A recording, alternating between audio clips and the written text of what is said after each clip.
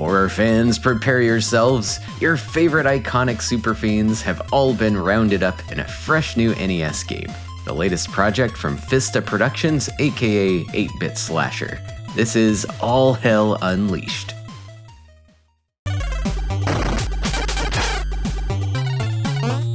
So this developer got their start making click-and-play fan games in the late 90s, paying tribute to Friday the 13th, Nightmare on Elm Street, Halloween, and Candyman, and would eventually create some very fun NES demakes of these in 2022 and 2023, not to mention other original homebrew games for the console like the Arm Wrestling Challenge, Plummet Challenge, and Carpet Shark. This new work from them, just released in April of 2025, builds upon their experience and spins up an epic love letter to 80s retro horror franchises in their most fleshed out adventure yet.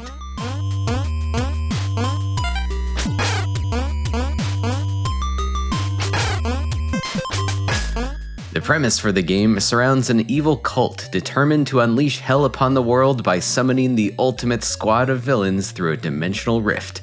And it's up to you to face off with each of them and reassemble a magical amulet necessary to seal off these baddies for good. Early on in development, 8-Bit Slasher debated upon which horror franchise to tackle for the next game, and instead went for the why not all approach with 10 of them.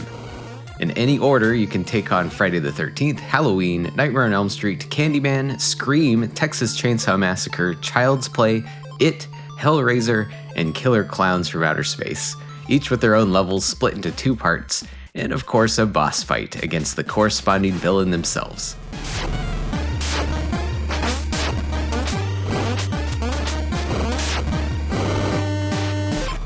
The gameplay takes an action platforming approach here, with a pretty classic setup for running and jumping around, and has some tight controls paired with a brisk movement speed and mid-air jumping adjustment.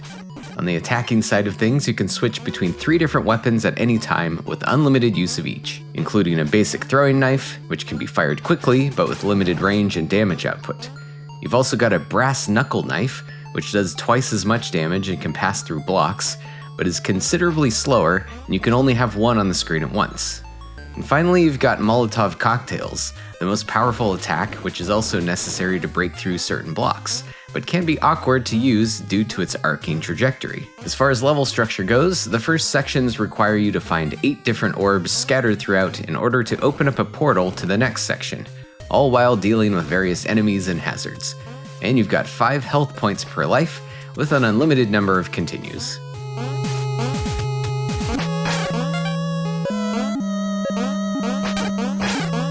Each of the levels feature locales from the movie they are paying tribute to, along with some wonderful 8-bit renditions of their movie themes, and we're treated to some absolute bangers like the funky Friday the 13th 3 theme,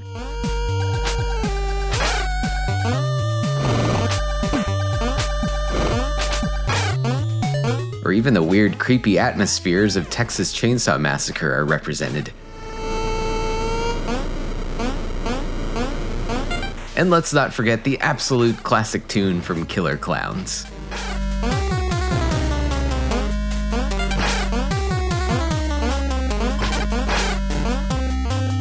The soundtrack is just a ton of fun, and reverence to the source material comes through in the background artwork and unique crew of enemies per stage as well.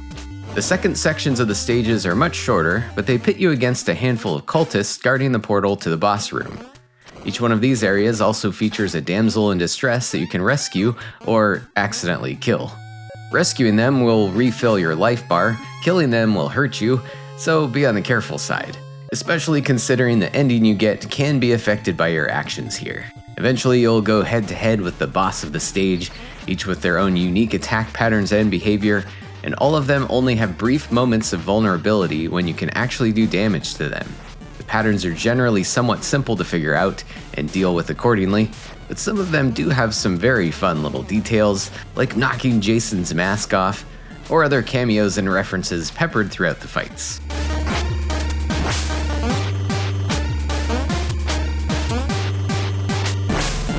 And finally, upon clearing all 10 levels and reassembling the amulet, you'll enter a climactic showdown with the King of Hell himself, and hopefully send him packing.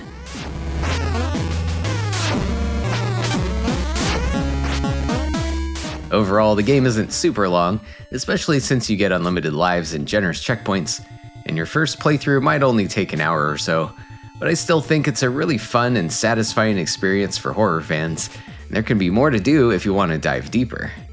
Some extra features include a boss rush mode, which can be a nice way to practice those fights if you like, and there are some helpful instructions and even a little training room screen to practice your controls. And much like this dev's other fan games, there are a handful of Easter eggs to find, and quite a few not-so-secret codes to play around with, which are all listed on the game's itch.io page if you want to try them out.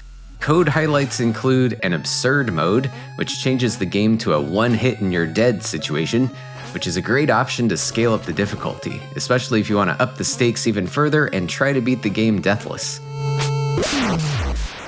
Or if you just want to get silly, there is a disrobe mode, complete with 8-bit naughty bits. Beyond that, I also feel there's potential for a fun speedrun here as well, and I hope to try a few more runs of this myself at some point. Overall, I really recommend checking this out, and especially at the astoundingly reasonable price of free, so there isn't much of an excuse not to.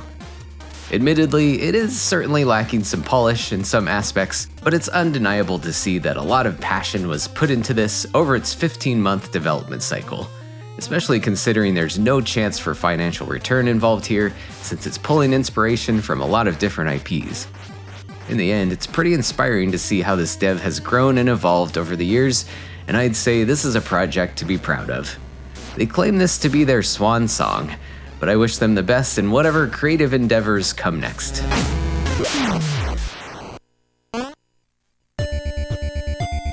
And thanks for watching, folks. Again, you can download the ROM of this game for free from their itch.io page, and the link will be in the description.